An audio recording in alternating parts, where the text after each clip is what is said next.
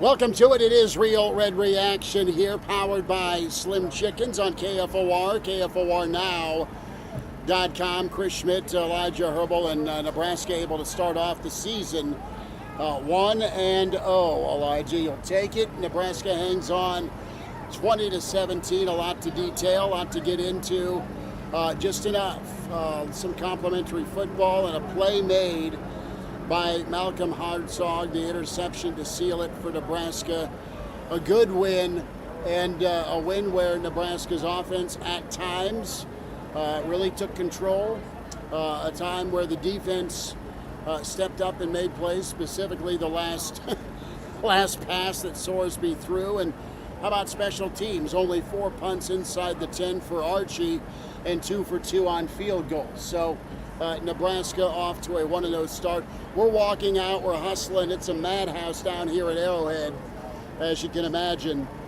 And what you heard as you came down and outside of Arrowhead, as we navigated our way outside the Joe Mama RV for Real Red Reaction, was loud and proud chants of Go Big Red. You heard hope, and I think you put it best. You have a fan base that I think tried to break the sound barrier record and came up big and caused 3 false start penalties, helped out with false start penalties anyway. Nebraska got it done, points off turnovers. Emmett Johnson, I think I'll take the over on 30 touches a game. Yeah, wow. Can he take the over on 30 touches a game? He's their workhorse on offense, and Nebraska's new wideouts showed up. Yeah, the Nebraska wideouts were my biggest highlight from this game. They looked night and day different from what you saw last year. We'll get to the negatives, I'm sure, in just a second, and there are plenty to go around. But at the end of the day, Nebraska put together a performance in a big-time game to get a win, to get the season started right, to give the fan base some hope. I mean, Malcolm Hartzog, how about it? He quietly, he's like one of those boomer bus guys, where at times he is frustrating, but he also very quietly had the team lead in Nebraska interceptions. Can you last illustrate year. how frustrating it was? What happened? What happened after the second time he got targeted on that final drive? You're sitting next to me, and what happened? What do you mean, after the second time? Yes. Well, he goes and makes a big-time play, wins the football game for you. What I'm saying is, what did I do sitting next to you? Oh, I mean, you put your head in your hands. That might be a little dramatic. I'm not cheering, but I'm saying, all right, they got him on an out route for a first down. They got Hartzog on the holding, which was kind of a weak call. And then what happens? He doesn't hang his head. He bounces back to your point. Yeah, absolutely. And there's a reason the guy's out there. He is always in the right place at the right time, it feels like. He shows you why on the final play, the final important play of the game today before the one kneel down. It's progress.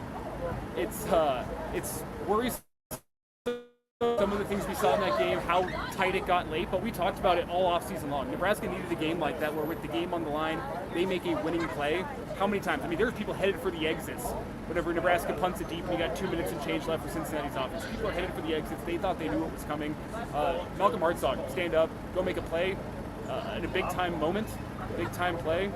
I'm not sure I'm ready to say big-time player just yet, but that is the play of Nebraska's season thus far, to go and seal that victory for you.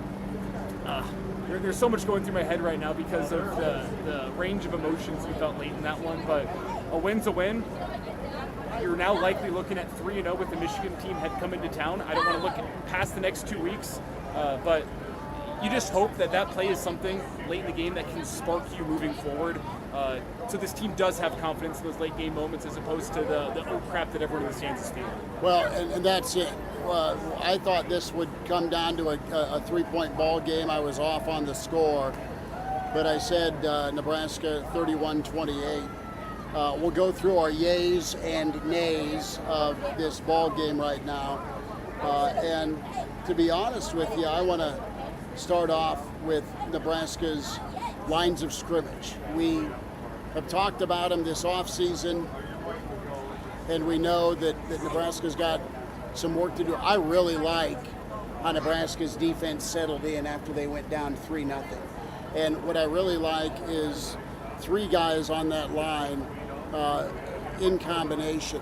When they were on the field, things changed.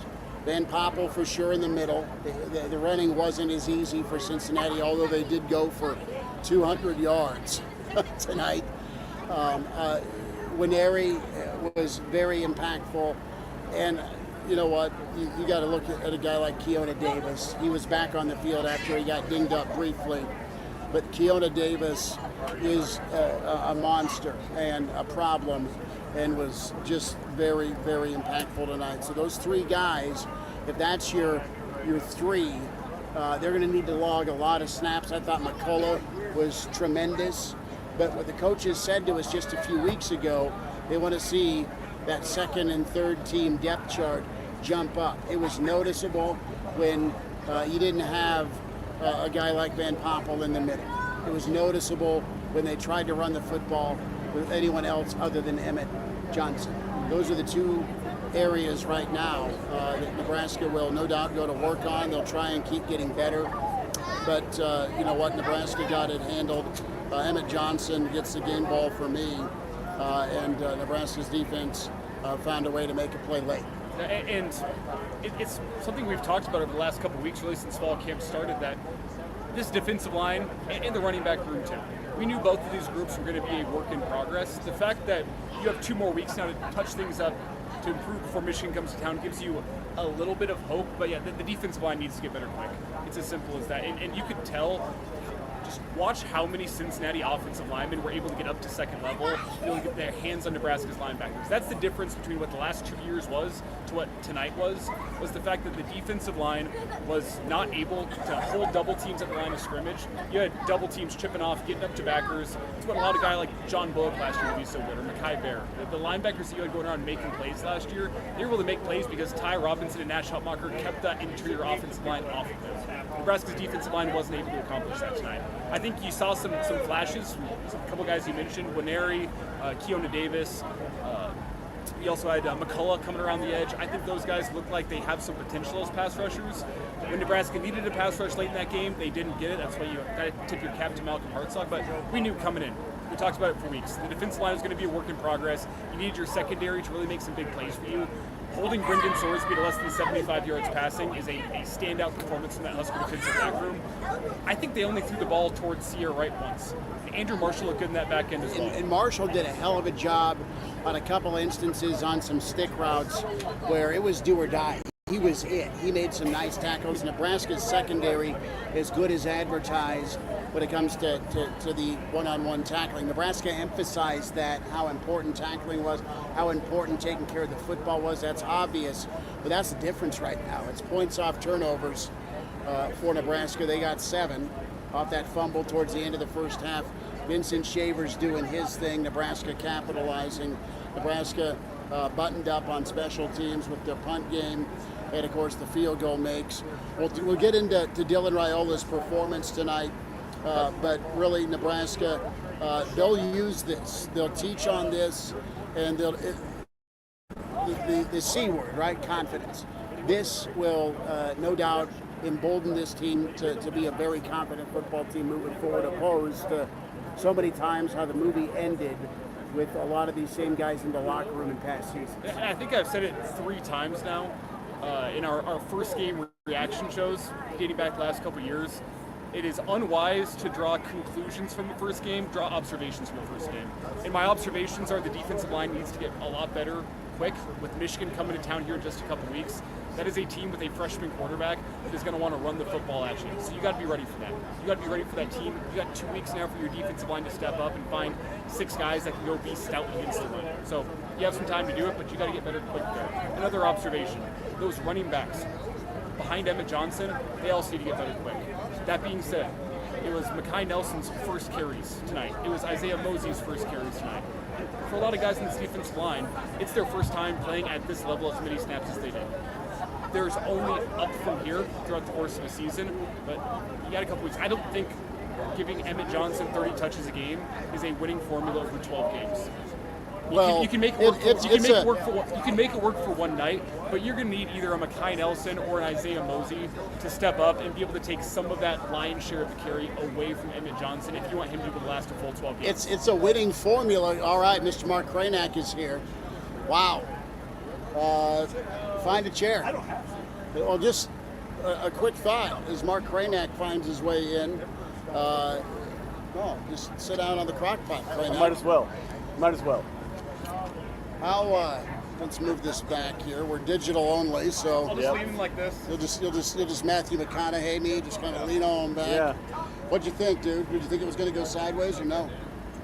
It got a little dicey towards the end, but hey, listen, this is the kind of game Nebraska used to lose, though, right?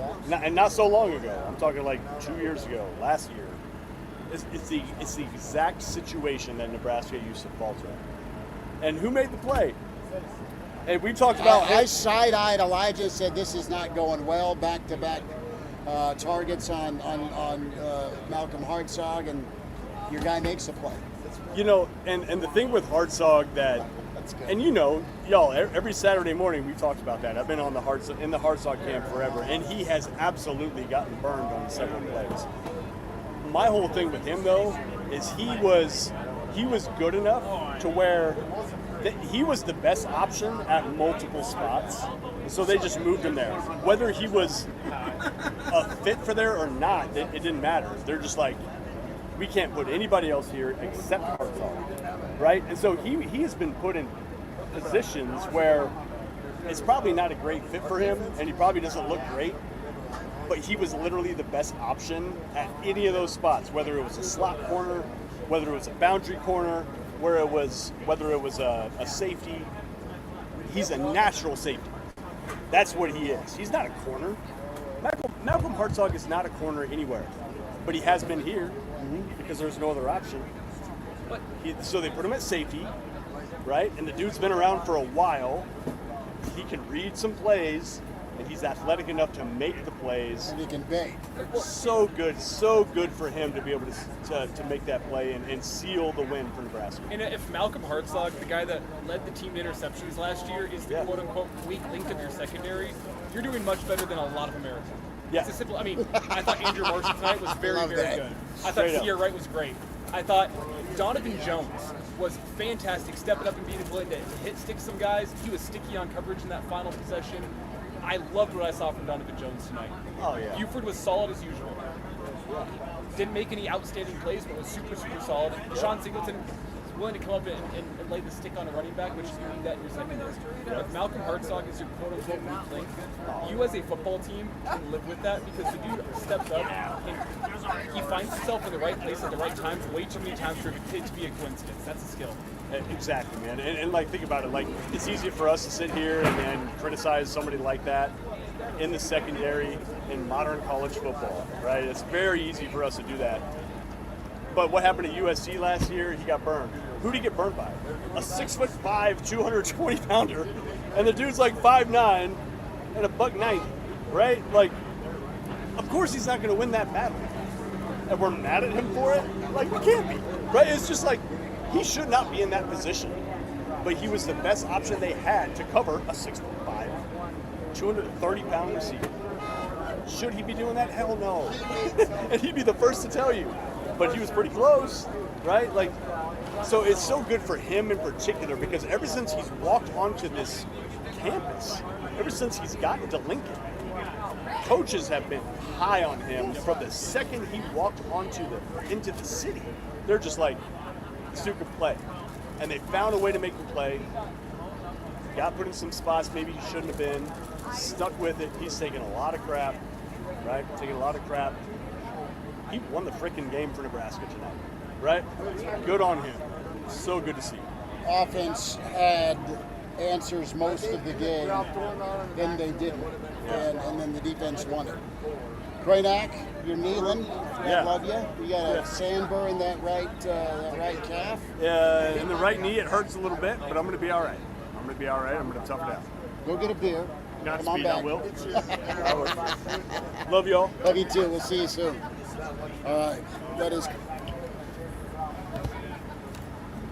That was Mark Kranak. Let's get some shout outs going on the stream. Your yays, your nays. What'd you like? What drove you mad? And how are you celebrating a 1-0 start against a Power 4 team for Nebraska football. Their first opener against a Power 4 opponent they have won since, wait for it, Nebraska against Oklahoma State, 2003, the Bo Pelini era as defensive coordinator, Barrett Ruud, the pick 6 against Les Miles and Okie State. Good hit from Kranak there. We may have the Pride of Fairbury, Bill Dolman, in. We'll get to our yays and nays. But Nebraska football off to 1-0. And Elijah, let's talk a little. Hey, how we doing? Good to see you. You called it. You called it. You said 3 points. I said 3. Schmidt did say 3 points. Schmidt, you said it right before the game. Good job. Take your flowers. I'll take my beer. It's all right. Snitley boys are working security for us. I love it. So our shout outs, God love you all for coming on and hanging out with us here on the stream. Let's get our shout outs. Yes. All right, first in the stream was Bar None Farms, the Nebraska Golden. We got out Nebraska tonight. Tough one for Sorsby. Nebraska made the play. You got it right. CK Cash 26, 1-score win. 1-score win, 1-0. Bruce and Spearfish said it like a lot of Nebraska fans uttered it. They pulled out the victory. Mr. Hinkle is in along with Anonymous. We looked like an 8-4 team much of the game. 8 losses, 4 wins. I did say, Elijah, I may want to recalibrate my 9-win projection. That is totally knee-jerk reaction by me. Let's get into Dylan Raiola. That's exactly where I wanted to go, Schmidt. As we were sitting up there in the press box, I was talking with another media member who, I'm not sure if his post-game column is out just yet or not, but he was sitting there and we were discussing Dylan Raiola's performance. Did he ask you if you wanted to go to Applebee's? No, the letter grade I had in mind for Raiola tonight was a B-. I'm going to go B+. Raiola made some NFL quality throws. There was one long throw on that second-to-last possession where Nebraska was trying to go ice it, where he went across the field. That was 35 yards, frozen rope. That was fantastic. Another one, rolling right out, goes down to Barney on the sideline, on a dot. Barney drops it, but a fantastic throw. There were fantastic quality throws from Dylan Raiola tonight. It was uglier than. That being said, What? Dylan Raiola under pressure. We're 1-0, we'll move on. Hugs? It's the mustache crew. That's awesome. Oh, I love it. Let's see that glorious stash. There's hugs everywhere. We're going to go back over this way to see the mustache. We don't spill. Mustache, brother. Thank you. Did you hear about that? We got the mustache cam down there. Live stream it is. So we're good to go. All right, so you have Nebraska. Husker Red says finally some kickers. Well done. Kobe says Elijah is still crushing NAs. I don't believe he is. Tiger Shark Diver says it well. A win is a win. Caleb, there is no number to call because it's a stream-only show past the midnight hour, my friend. But you can absolutely chime in like you did on the stream. Thanks for checking in. Eric checks in here on the stream, says that was a tough Cincinnati team, hard-nosed and more than talented. You know what Nebraska did? Nebraska did a nice job, Elijah, of not letting one man wreck the entire game. Now, the linebacking core of Cincinnati was really good. Nebraska had some problems with how they were attacking them from time to time. Nebraska did get in rhythm for stretches of the football game, but it never got on a roll. It looked like things might turn as Nebraska's up 13-3. We'll get back to Dylan in 2 seconds, but Nebraska's up 13-3. Going fourth down? And they go for it on fourth down. What happens? That kills momentum. Cincinnati stays on the field, puts a touchdown on the board, and it's suddenly 13-10. Good cop, bad cop on that. The good cop part of it is you needed to go through a game like this and finish. They did. The bad news is maybe you kick it away and you pin them deep, and they don't seize momentum back. It's a lesson learned, I think. If you're the play caller Dana Holgerson, if you're Matt Rule, Archie Wilson was as advertised. Big time. punted with the right, punted with the left, pinned him inside the 10 a couple of times. He was as advertised. I think if you can go back, and obviously hindsight's 2020, you're going back and you're looking at that play call and saying, you know what, I think we give Archie the chance to pin him inside the 10, because whenever Archie had the chance to pin him inside the 10, he did not miss. Totally. That dude was as advertised. Looked like he just placed it. I mean, the two great opportunities for Nebraska's near midfield, he placed that thing on the 8-yard line right on the sideline. It was a picture-perfect punt each time. I think going back, you go back to that 4th down play call. Well, first off, you don't run the ball on 3rd down. But then when 4th down rolls around, you're pinning him inside the 10-yard line saying, we got a 13-3 lead, go drive the length of the field on us. So that's Big Ten football right there. And they didn't play Big Ten football for one moment, and it almost bit them. But at the end of the day, it'd be a good thing that Nebraska was able to go out there and get that opportunity to go win a close one late. It was. We have folks taking pictures of us. If they start throwing things at they're us. watching this. We need to get the speaker Oh, out okay. here. Let me ask. Snitleys. Fellas. Hey, Jeff, Brian, you still have the speaker? You guys got the speaker or no? Yeah. Yeah? We put it in How the we doing? building. Good. Good. We're on live on the street? We are. We're in a break. It's the Iron Horse. You're in double duty? Yes. Hey, you guys are telling secrets. Just put it this way. No. Who's ready for the old fashioned? The old fashioned? What's the over under? How many Snitley had? That's what I was wondering, too. Over under what? On how many old fashioned Snitleys had? We said it at 2.5. Is he at 4? Oh, I think he's at 1. Is it 1? Okay. Yeah. We'll put the speaker right this way. Let's not start a war. He hits it hard on the back. I like it. Back. Yeah, we're trying to run a tailgate and run a postgame A show little at the bit. same time. Two things at once, right? As they say. We'll get back to football. The lesson learned we touched on is important for Nebraska to get that fourth quarter win. Also, the other play that I thought was key, the fourth down they converted. How nice of a setup was that pop pass. It wasn't rolled out all game, and Dana Holgerson picked the perfect time to make the perfect play call and fake that inside run again, and bang, you hit Dane Key. It was the motion that sold it. They had Heiner Carper go in motion across the formation, come right back across, and you saw the outside linebacker was caught with his eyes in the backfield. He saw that same motion, he saw the same backfield action, caught with his eyes in the backfield. Is that Dana making up for the previous fourth down play call? I don't think it's a makeup. I just think it was perfectly well placed. Well, I'm saying, but from a fan's perspective, is that the makeup call that lets you forgive him for the previous one? You know, I think there was execution that needed to be had on that, obviously, on that previous fourth down. The previous fourth down was one of the moments where I mentioned the happy feet of Raiola under pressure. Back to Dylan. You Yes. saw it in that moment on fourth down where he looks right first, doesn't have the first read, and immediately he knew the pressure was coming. He starts backpedaling, tries to throw off the back foot. He's got happy feet.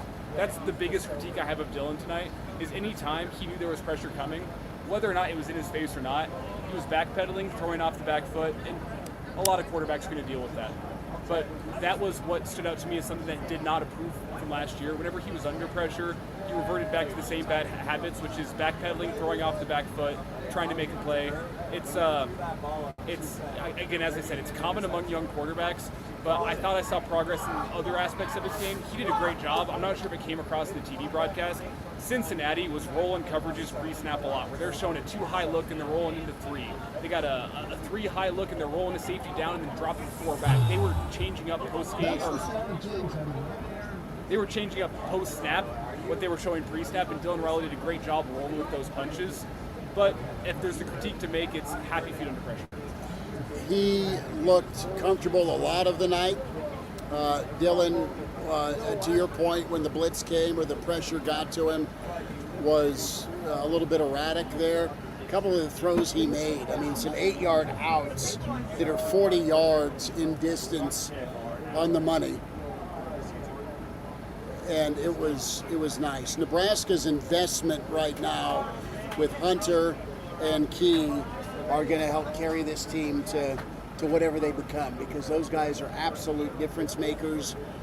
Key got the offense settled in with some third down conversions. Then you go to Hunter. One of my nays, and I know they scored a touchdown on it, I'm not a big fade route end zone guy. It's pretty, it's fun, it's wonderful if you have Randy Moss or Isaiah Hunter tonight. But push comes to shove, I'd rather try and win another way because it's such a low percentage play. And Nebraska kind of got off rhythm trying it once before where they had to settle for 3. The goal line fade is the least efficient play in football inside the 5-yard line. So I'm just going to throw that out there. I think I've said that before on this show. But getting back to the receivers as a whole, let's not let Lindenmeyer go into the radar. Big time. 19-yard piggyback ride. Yep. He's such a weapon on the little outside toss. With the ball in his hands, first off, this is going to go under the radar. He was good as a blocker tonight. Great. Eric Harburg, I think, needed to take some strides there. He got beat a couple times run blocking-wise. Lindenmeyer seemed like a weapon in the running game, seemed like a weapon in the passing attack. He's going to fly under the radar because Isaiah Hunter looks like an NFL dude eventually, with as young as he is. He's potentially got another year or two of college football after this season. And to me, he looked like the most talented wide receiver on the field. What Dane Key showed me was he had that veteran presence of Big being time. a guy. He knew exactly when to break off routes. It seemed like he was in just perfect lockstep with Dylan Raiola. Understood when he had soft coverage, when he could just turn around and the ball was going to be there. His veteran presence, his understanding of the game really impressed me. And Isaiah Hunter, the speed, the catch radius, the hands, that impressed me. Lindenmeyer, just a load to take down. Ja'Cory Barney didn't have his best night, but you'll take the other two guys stepping up and helping you out in those moments because I was really, really impressed with what they provided. I'll say this, Barney got smacked early and kept on ticking. Did a nice job. That was not an easy play, about play 3 or 4 to recover from. When he got submarined, he bounced back. We look at Nebraska here, some red flags to be honest. The rushing total, Cincinnati going for 200 yards. It almost, did Sorsby even throw for 100? Did he even throw for 80 yards tonight? No. Finished with 79 yards passing. 79 yards. Let me check that. I just looked that up. But Brandon Vogel's stat holds true. Excuse me, 69 yards passing for Brendan Sorsby, 13 of 25. Okay. So 2.8 yards. average. 2.8 yards per attempt. Not good. More comments from you. What were your yays? What were your nays tonight? Yay is Nebraska got a win. Julie is here. That's nice. Good to have her checking in. Black Hills Brennan has checked in as well. Bruce and Spearfish says what's up. Klossburn has checked in via the text machine and says, Jerry Jones is good. You had Dobler saying the announcers were definitely Big 12 favorites. Shout out to our friends Big Red Junkies. They've given us a thumbs up. Thank you much. Wayne up in Winter. Good to have Wayne checking in. I'm a big Emmett Johnson fan, but it seemed like the running plays took a long time to develop. Seemed awfully slow. We both thought Dylan was good. There's work to be done on eliminating the happy feet, and every quarterback just loses their mind when they got interior pressure. They hate big, heavy, husky is the term we should use, guys flying around at their feet, and they get off target a little bit.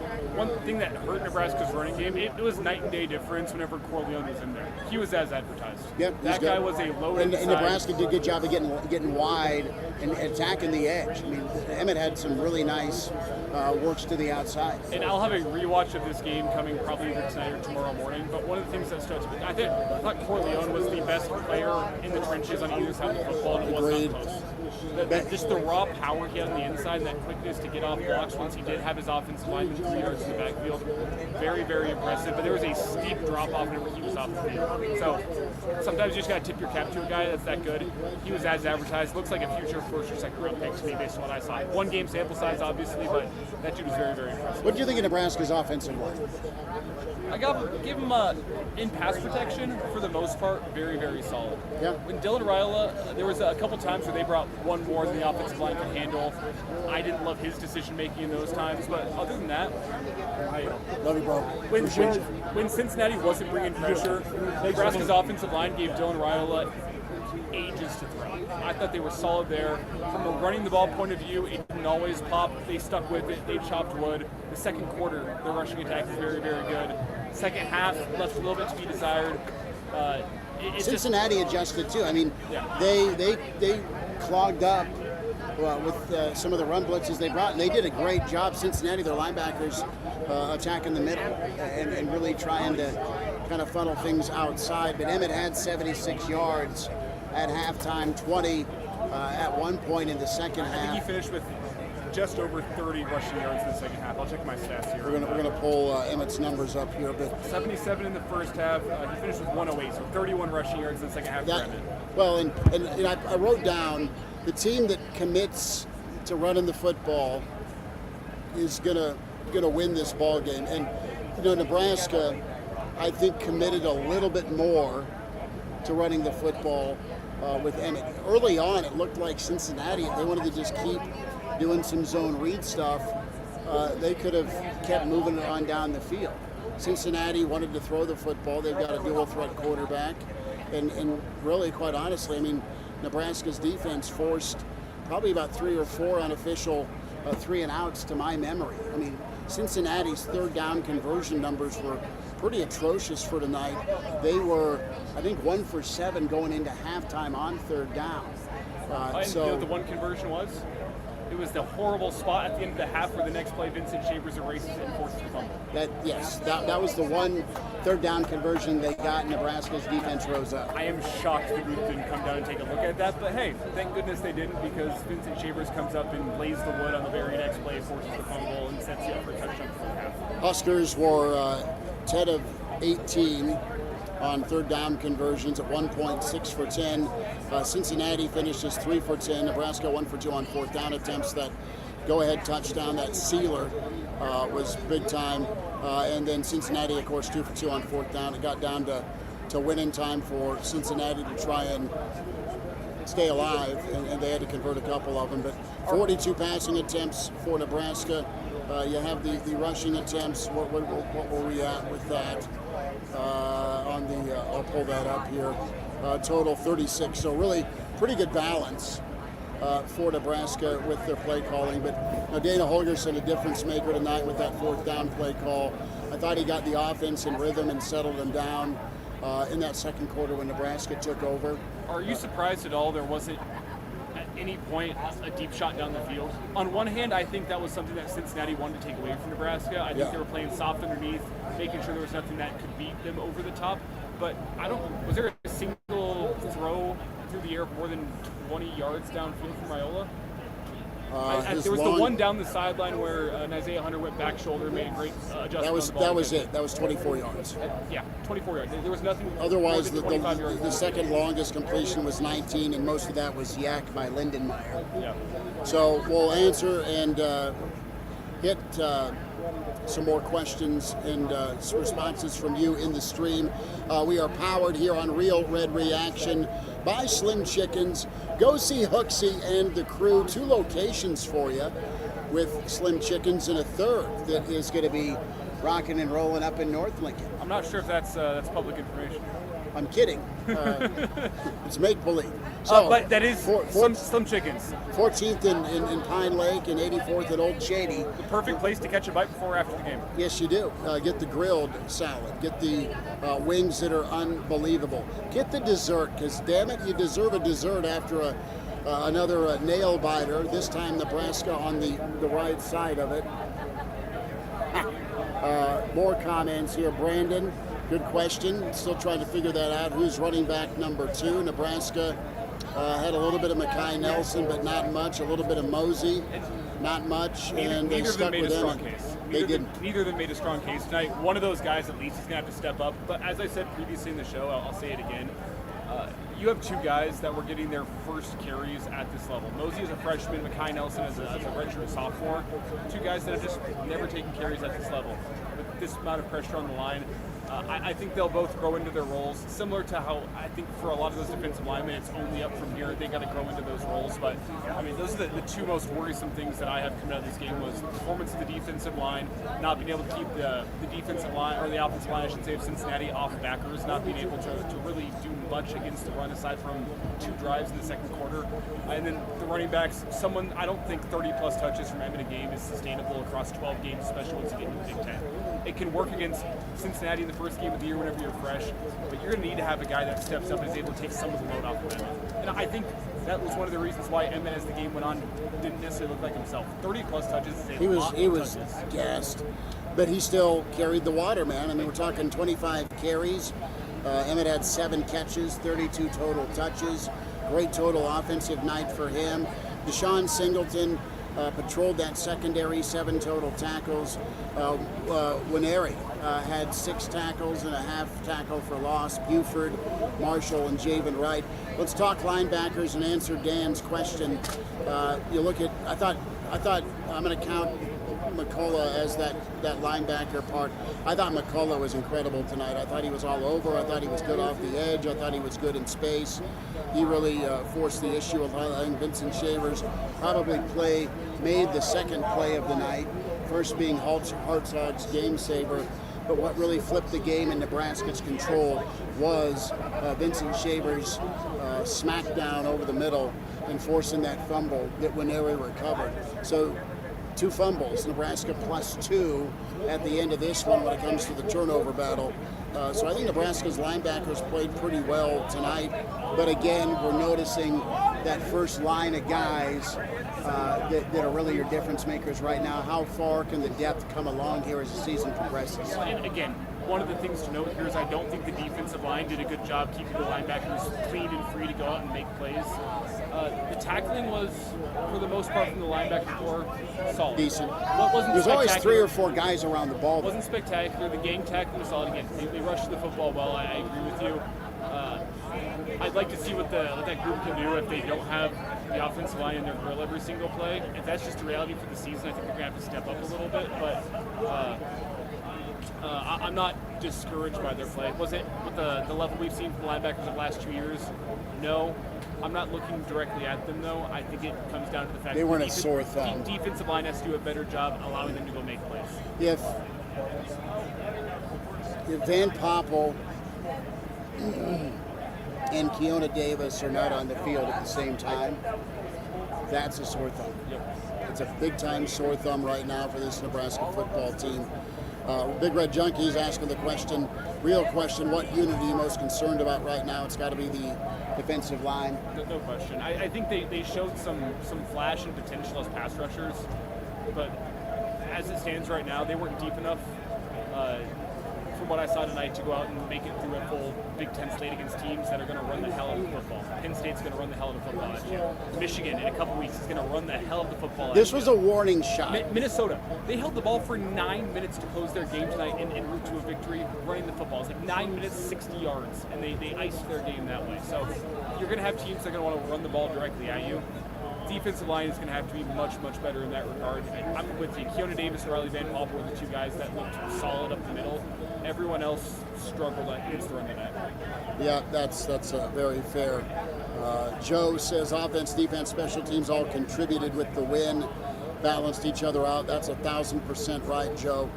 They all played a part in the 20-17 victory. Trevor checking in. Trevor, hope you're well, bud.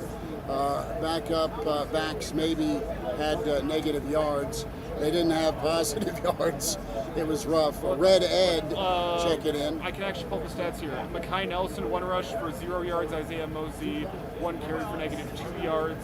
Mosey also had 1 reception for 2 yards, so they were a net 0 back at running backs tonight. Good to have Dion in. Says special teams played great. They did. They were part of the problem, part of the solution, not the problem.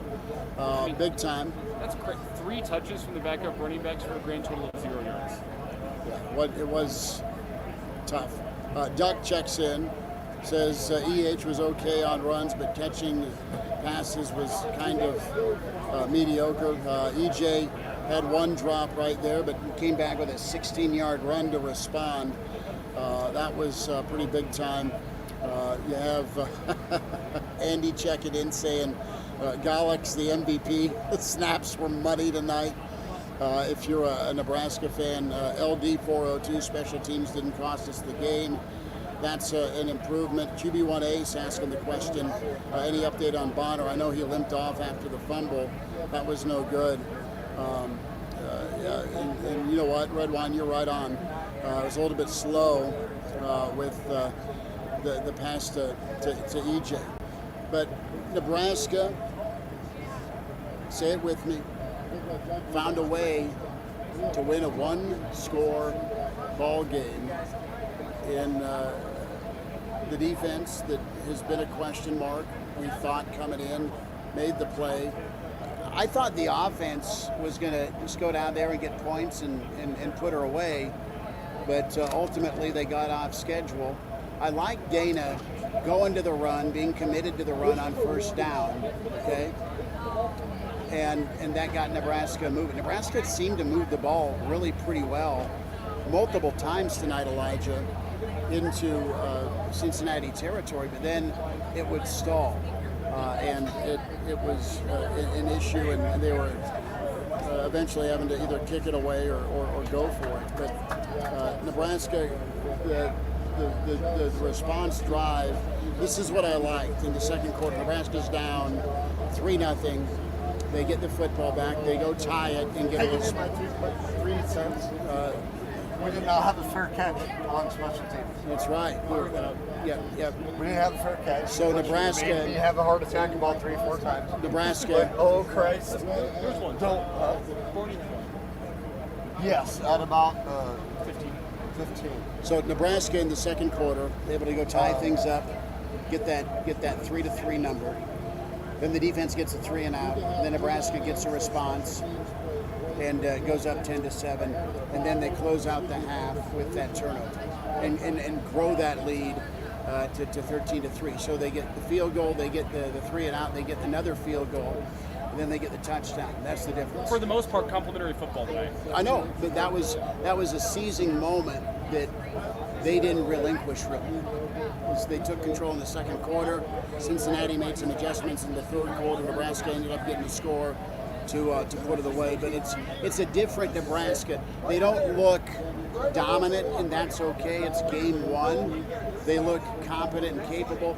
But I think when we talk about coin flip ball games and the rest of the schedule now, it's a situation where there's going to be a lot of these, and they are going to have to go to the well, partner, to Dane Key. They're going to have to go to the well to Hunter. They're going to have to go to the well to Emmett Johnson, and they're going to have to make sure Dylan Raiola is protected, or if he is flustered or there's a rush coming on him, he has a better job of keeping his feet planted. I just think, I don't know. I'm trying to figure out here as I talk how concerned I am about the rushing defense, and if that is something that schematically you can go improve upon with a couple weeks to go prepare for a team like Michigan. It's personnel. And that's the concern.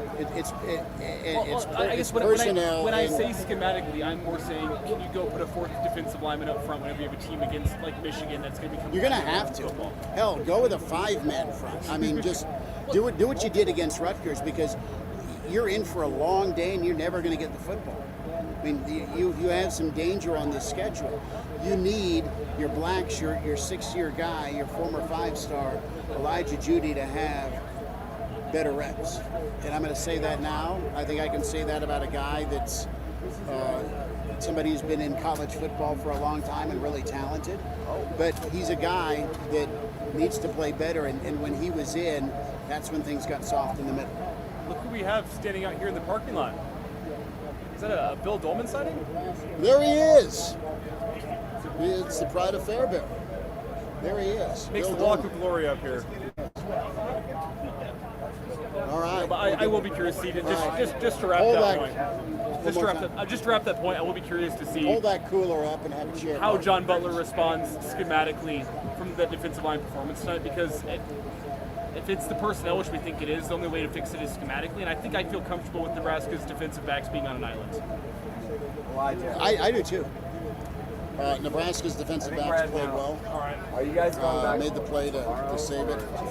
Emmett Johnson, your game ball tonight. And Tomorrow night is the plan, I think, like 7 o'clock. apparently I'm giving looks of death. We're going back Saturday. Appreciate that. Keep the stream comments coming, and we'll get as many as we can on as we welcome in the Pride of Fairbury. Bill Dolman with us on the Real Red Reaction show. We are powered by Slim Chickens. Bill, this is John Wayne time. We're powering off of our phone. We have more wires than a MacGyver show, and the sound of hope and pride returned to a road venue. And that is the Nebraska fans exiting Arrowhead Stadium, screaming, "Go Big Red!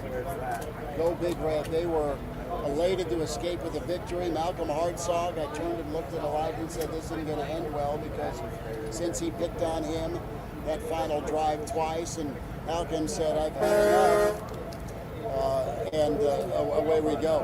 Bill, thoughts, man? Good to have you. Give me this. I got a lot to say. I know you do. You need a beer too? Yeah, it's not a bad idea. This is internet anyway. You know, they're 1-0. I had plenty of time to think about this as I made my way over here from where I exited to get over to this side of Not a bad walk. Not a bad walk. Thankfully, it's not 100 degrees outside. Look, I think after that, you go, they're 1-0. There were times when Nebraska looked really, really good.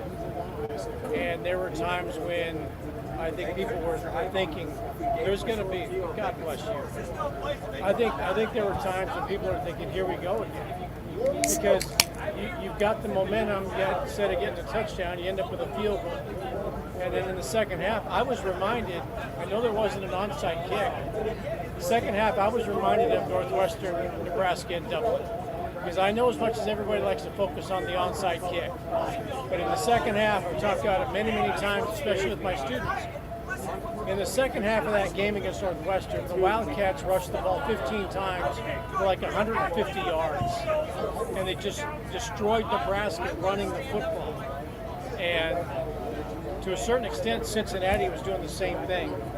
They were rushing for over 8 yards per carry in the second half, and they were gashing Nebraska's defense. Scoresby could not throw the football. I think he finished like 29 or 35 yards, something like that through the air. But he ran. He ran the ball well. And everybody ran the ball well right through Nebraska's defense. And we had that concern coming into the season as to where is the deficiency for Nebraska. And it's the defensive line. Can they stop the run? And right now, against a good football team, the answer is not right now. And I think that's got to be concerning, because I'm sure Michigan is watching this going, all right, we're going to come to Lincoln and we're going to control the line of scrimmage. And we're going to run the ball at that defensive line and make them stop us. And if we can't get it done in the first half, we have every confidence in the world that we can wear down Nebraska's defensive line in the second half and take over, much like Illinois did last year, like Northwestern did in Dublin. And Cincinnati was gashing Nebraska with the run in the second half. That's the concern coming into the season. I think that's the concern coming out of this football game. Good on Malcolm Hartzog. He's not a cornerback, but he's a really good safety. He's got great instincts for the ball. He's a hard hitter. I know he got burned a couple times late in the game, but he made the play when it had to be made. And he's a heart and soul player for that football team. So that was impressive. Dylan Raiola, I've said all fall camp, all last year, he's got to play like a junior this season. I think he did that. Played with a lot of poise, connected on 75% of his passes. Emmett Johnson's clearly the one, no doubt about that.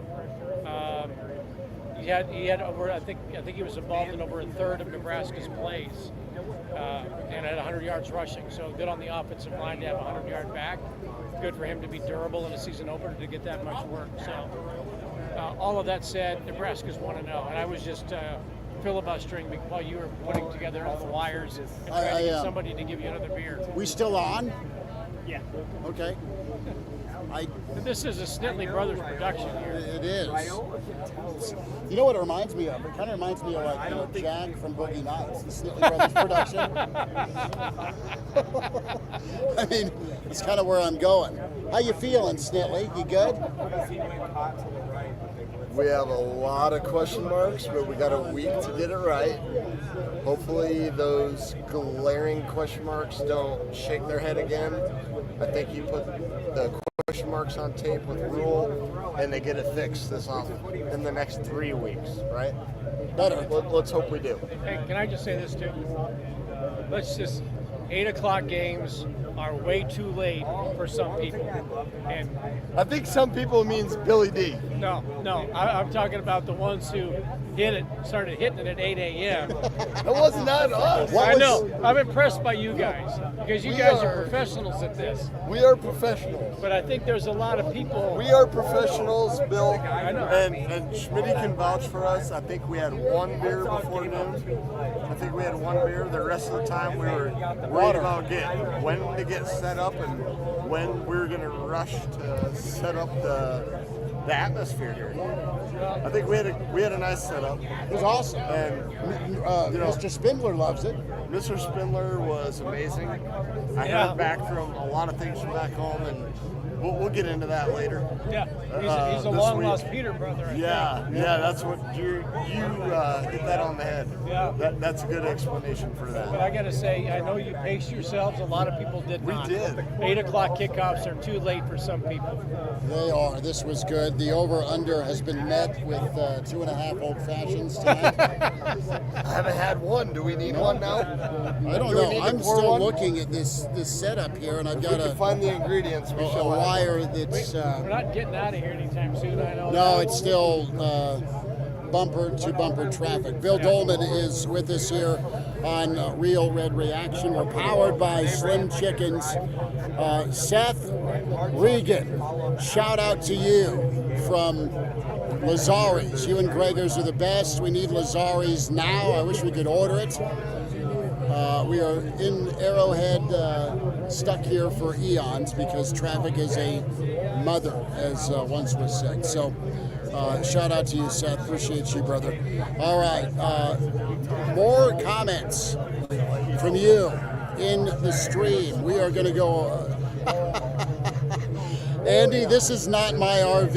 It's my mother's RV. But it's funny. It says, Junior moves out and Chris buys a new RV. That's funny. QB1 Ace with a comment here. Dylan was leaving a lot of receivers out to dry, especially Emmett. There were at least 3 catches that Emmett made that got lit up after catching it. He did land on his back quite a bit. Brotherly love at its finest. Brian Snitley, part of the Boulder Peace Treaty, says, get this idiot off the air. I hope he's not talking about me. Big Red Rules checks in and says, how about the fact that the kid can kick field goals from 50-plus yards? What a breath of fresh air. I saw the footage on ESPN. It was good stuff with what Nebraska was able to do to finish. But it was really, really cool to see Eck do his patented high five and hug of Matt Rule, or whoever's head coach for Nebraska. I've got Elijah here. I'm going to ask Elijah a question. We have a dangling part here. Yeah, I don't know what that's supposed to be connected to because We're still on. Yeah, that's not mine. I don't think mine's plugged in here. Oh wait, what's your mic plugged into? I don't know. How is this working? It is. Your mic is working.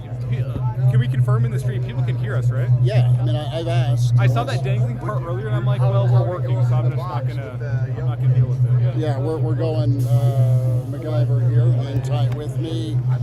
Where's the end cord? Forgive us here. Yeah, we have the confirmation that people can still hear us. All right, better or worse, folks? Better or worse? Tell us what you think. Yeah, Andy says shut up and keep talking. Everybody can hear you. Sound fine. Thank you, Matthew. We don't know how you can hear us, but you can, so that's positive. Maybe it's through this. I'll check the. And even then, No, that's the USB coming in. All right, well. Wow. The force, right? But that's the magic of a Husker football win, Schmitty. It doesn't matter if we're plugged in; the people can still hear us. Yep, it's pretty good. So we are driving towards. Well, we're past the midnight hour. On the agenda tomorrow is the KFOR morning show from 6 to 9 a.m. Can check out that with me and Carol and Jeff Motes on KFOR, KFORnow.com. Plenty of Husker reaction tomorrow morning. And then the Average Joe Sports Show is the Average Joe Sports Show live from Oakwood Country Club. And excited for that. Shout out to our fellas at Oakwood. Yeah, so thank you, Trevor. Really appreciate Trevor, that. we Looking love you, forward to bud. that opportunity. I feel bad. Trevor came by to say hi, and we were in the middle of something important, of course, me blabbing. So, Trevor, thanks for your time coming in. But yes, the KFOR morning show is streamed. KFORnow.com is how you stream it. Carson Schmidt I like how chiming in. your son texts you, what are your thoughts? Like we aren't doing a post-game show right now. My kid hates me. That's all there is to it. So Junior just texted in as he is trying to get out of the parking lot and said, what are your thoughts after the game? You know, not like we do post games for the last 7 years. Does he even know what you do for a living? Probably not. No, my dad's lazy. I said no YouTube, no YouTube in the morning. Kobe, no one wants to see me in the morning. Bruce and Spearfish, Schmitty, your mom's RV, my mother's basement. I know. What my call? She said, "This is what we got." I was like, "Hey, good on you." If you guys were to put a letter grade overall on tonight's performance, what are you giving this performance from the Huskers? I give Nebraska a B. I think Nebraska had a chance to win by more than 3. I think this is a necessary lesson. I can't shift too much. Yeah, I Yeah, think there we go. this is a necessary lesson that this team needed to have happen, and that's win a tight ball game. So that is fine with me if I'm a Nebraska fan. You've seen a lot of these in the past where it didn't go the way it needed to go if you're a big Red fan. So I thought they left points on the field. I think 4 for sure. I think the defense is really nice in the secondary. They came as advertised. There was nothing deep Cincinnati got. I mean, Cincinnati's passing game was non-existent. And we had a little bit of a call out before you sat down. Your black shirt, 6-year man, Elijah Judy, needs to have better games moving forward because Nebraska, it's clear that depth is obvious. There is that drop off that the coaches talked about with the 2s and the 3s because the 1s, i.e. Keona Davis, Winery, and Van Poppel, when they were in, defense settled in and played lockdown defense. Not much going on, a lot of 3 and outs, minimal 3rd down conversions. But Nebraska, to their credit, was fresh. But fresh is one thing, but being able to make a play. Pass rush. Stopping the run, yes. The pass rush, they need to find someone to get off the edge and get home. Nebraska had a chance a few times to get home on 3rd down, and it didn't happen. It was 1 sack tonight, I believe. 1 sack. Two TFLs. I'll pull that 2 out. TFLs, I think, with 1 sack for the Husker defense tonight. Any game where you give up 200 plus yards on the ground, I struggle to be anywhere above a C- with the defense, but you make the winning play. It's the defense that's out there when you win the football game. That gets me up to probably a C. As for the offense, I think they took what the defense was giving them. The rushing attack looked good in the first half. The backup running back situation is concerning, but I think Emmett, whenever he was fresh, looked really, really good. I am probably with the offense at a B, but a strong B, the kind of B that Professor Dolman would round up to a B plus at the end of the semester. Yeah. If you're engaged and participate, you get extra points. Look, Nebraska's seriously upgraded in the wide receiver position and in the passing game. Lindenmeyer is a much better receiving and yards after catch tight end than I ever thought. And look, Fedoni made the Giants, but Lindenmeyer made plays and look, Fedoni with those 2 knee injuries, going back in time, severely limited him. But Lindenmeyer played the kind of tight end played the tight end the way I think Nebraska wanted Thomas Bedoni to play during his time here. And I do think, but in fairness, the injuries limited him. But Lindenmeyer's a threat. Dane Key is really, really good. Hunter's really, really good. Mills and Clark and so many guys. They threw to 9 different receivers, and some made some really tough catches.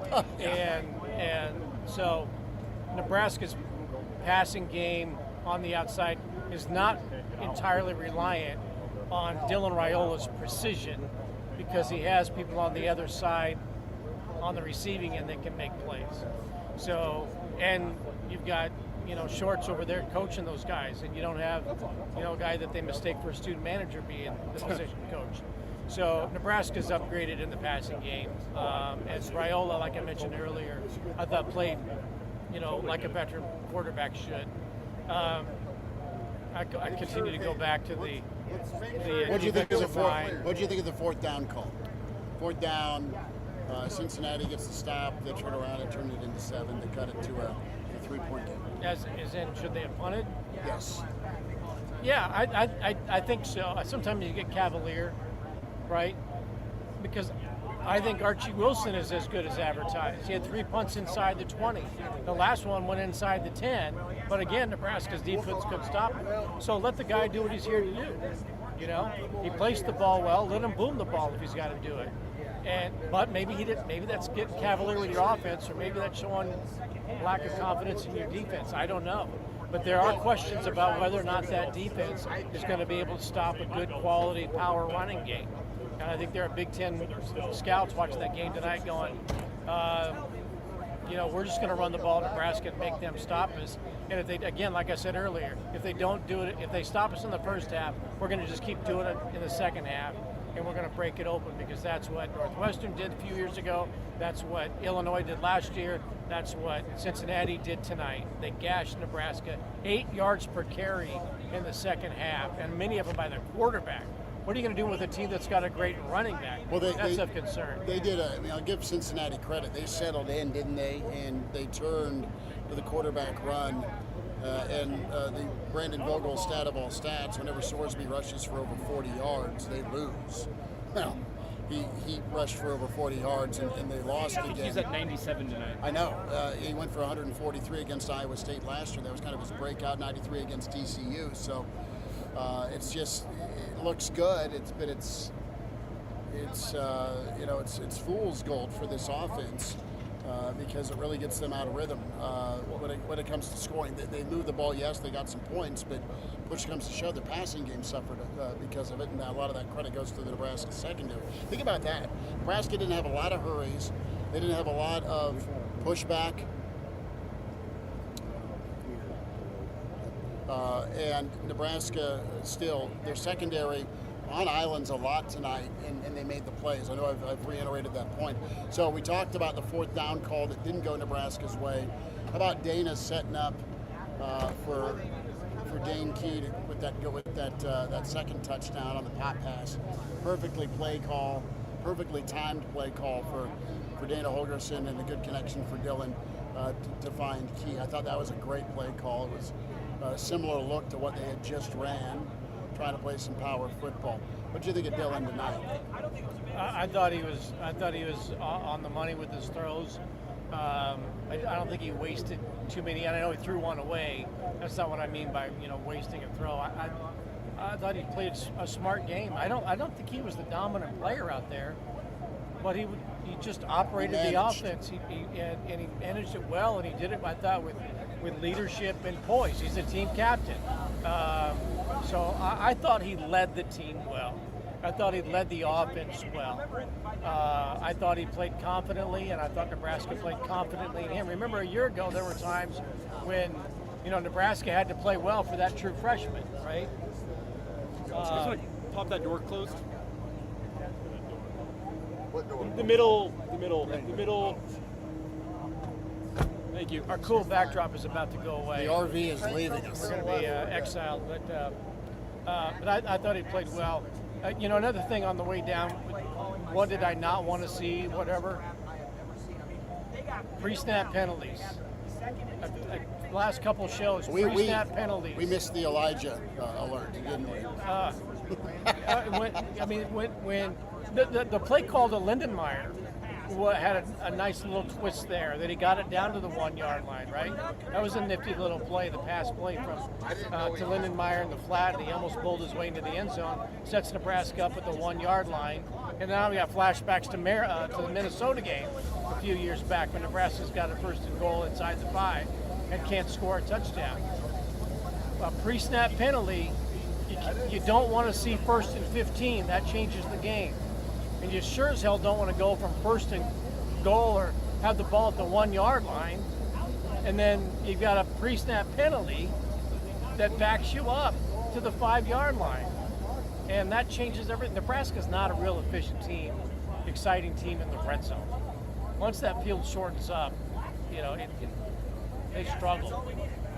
But that pre-snap penalty that Pritchett had changed the game. It was from the 1. From the 1, right. I do also think, though, aside from that penalty, there was that 1 sack he gave up on the final drive. I did think he looked like your best left tackle. And that's the conflicting thing here, because he made 2 back-breaking plays with the false start and then with that sack on the final possession. 2 crushing plays for you. But then his run blocking, he was murdering. He was an absolute mauler as a run blocker.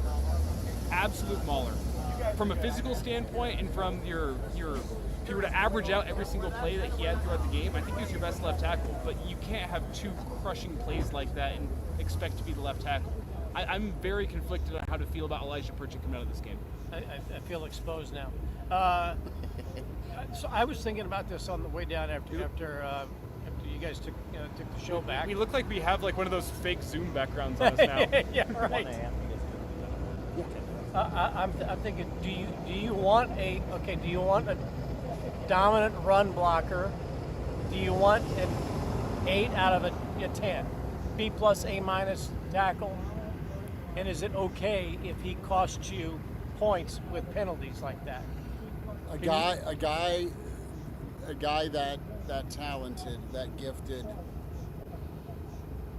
It's the mental part, and you've heard Matt Rule talk about it, haven't you? When it comes to doing the things that you're not supposed to do as a God-gifted NFL monster at tackle, and he's played enough football to not do that. Hey, we're in Kansas City, and the name's escaping me. Is it Taylor? The guy that most penalized offensive line. Oh, that would always get out of his stance early and line up 3 yards off the ball. Yeah. Is it? I can't think of. Yeah, Taylor. Yeah. I mean, still has a home in Kansas City. At least I think he's back again. But every Chiefs game, as great as the Chiefs are, that guy's good for 15 to 20 yards in penalties a game. A game, because of false starts or getting beat, lining up wrong, whatever. And announcers, there he goes again. He's one of the most famous offensive linemen in football for the exact wrong reason. You don't want Elijah Pritchett to be known at Nebraska football. If Nebraska had lost the game and Cincinnati had all the momentum, they're moving the ball, running, and they'd make that play and make us relive so many Nebraska games that we've watched over the last decade of one possession losses, whatever, 1 score losses. You go back to that play. It cost them 4 points. It cost them 4 points. And if Hartzog doesn't make that catch and it ends up being a touchdown, it costs them 4 points. One thing with that Cincinnati play call, late. I was going to go back to the offensive line, but Cincinnati was probably 5 to 10 yards away from field goal range, and they were in field goal range. Well, they were in it because they got the holding penalty on Hartzog. Well, the guy's career long is 54 yards. They were in field goal range. Yeah, if you're a Cincinnati fan, you got to be asking questions about the shot play to the end zone. But going back to the offensive line, I'm remembering off the top of my head here, were they penalized for a holding call today? No, neither team. Saying something, maybe the refs just were letting them play in the trenches, but I can't think of one off the top of my head where I go, that looked like holding. There's one maybe on that Ja'Cory Barney fly sweep on that final drive that I thought on the edge maybe could have been. There was a 3rd down conversion too, where I thought Sorsby got the corner and you saw jerseys grabbed and flying, So it was kind of Hartzog had the only holding penalty. Yeah. I want to say this. And that was the tackiest holding penalty in the secondary I've ever seen. And it is another shout out to the Spindler family with Mark and his lovely wife, Rochelle, coming by and doing some pregame with us. It sounds like he may be finding his way to the single barrel from time to time. But he negotiated six beers per show, which is cool. But no, I thought Rocco had a hell of a game. I thought he did well. And he came out of the tunnel first, just like Mark said he would. Yeah. He said, "You're going to see 50 coming out of the tunnel." I thought he's wearing Dave Remington's number. Wow, that's a huge honor. And I looked, and sure enough, there he was. He was front and center leading that team out there. So he's a great guy for that team to have, no question. Maybe it's obvious, maybe it's not, but game balls before we say goodnight and get ready to do it again tomorrow morning on KFORnow.com. Big thanks to our friends at Slim Chickens powering Real Red Reaction. We're going to go till 1 o'clock, and we'll be back at it tomorrow with the Average Joe Sports Show, 4 to 6, live from Oakwood Country Club. How many game balls do we have to give out here? Is it one each? I think we can give out one. We're going with 3, the triple nipple. Okay, we each get 3 game balls. Okay. Yeah. So, Bill, you tell us who gets your game ball. I only give one out. Yes. My game ball. Okay, it's too obvious to give one to Malcolm Hartzog because he made the play. So that's an obvious. I'm going with the Keel Shorts. Because that Nebraska receiving core is really, really good. And yes, you brought in some talent in Hunter and Key, but Mills had a catch, Clark had a catch, 9 different receivers caught passes, Lyndon Meyer, yards after catch. I think Dylan Raiola has the weapons that give him a lot of comfort and confidence that he can play the game that is expected of him. So I'm going to give a game ball to the Keel Shorts. Okay. Elijah? Archie Wilson. Okay. And that might be low-hanging fruit, but he was as advertised as a punter, and he set up Cincinnati's offense. We've seen in years past, whenever you're near midfield, those balls go sailing into the end zone. No touchbacks on his punts tonight. He was rock solid as a punter, set up Cincinnati with some long fields, helped you win that football game. I know I've seen people in the chat here saying Kevin Gallick, the long snapper. He gets a good shout too, but Archie Wilson was as advertised, and if both of those punts that landed inside the 10 go out for a touchback, you could make an argument Nebraska doesn't win this football game. So my game ball goes to Vincent Shavers. Yeah. I mean, maybe that's obvious, but he made the momentum turning play of the game. Nebraska able to extend their lead and really put Cincinnati back on their heels. They had to play from behind the rest of the game because of that. I know Nebraska was already leading, but being down 3 versus being down 2 scores is a big difference, especially for a team right now in Nebraska that was trying to find a way to kick off a season and build confidence. His play, his forced fumble, Waneri making the recovery was important, and Nebraska made the best of it. We will say goodnight, say thank you much to all of you. Can I quickly just say, some guys that barely missed the cut for game balls, I want to give them a shout out as well. Isaiah Hunter, great game tonight. Thank you. Sierra Wright was almost completely silent, which is a great thing if you're in the defensive backfield. Dane Key, Hartzog, which we all know why. I mean, I thought Waneri played a hell of a ball game, and Keona Davis is phenomenal. Yeah. But I like our 3 So we're handing out a lot of pigskin. That's what it turns out. We'll be at you tomorrow morning, KFORnow.com. Stream it that way, or hear us 12:40 a.m. and 101.5 is where you can find us on KFOR in Lincoln and stream. So do that. And we'll be back with the Average Joes tomorrow. And then the weekend edition. More Nebraska football thoughts as we get you into a holiday weekend. Elijah, appreciate you, brother. This was good stuff. Bill, love you much. Appreciate it, dude. Yep. And we're going to go find the RV. And we'll talk to you next time with the Real Red Reaction Show powered by Slim's But Chickens. your mom's leaving. I know, she hates me. It's okay.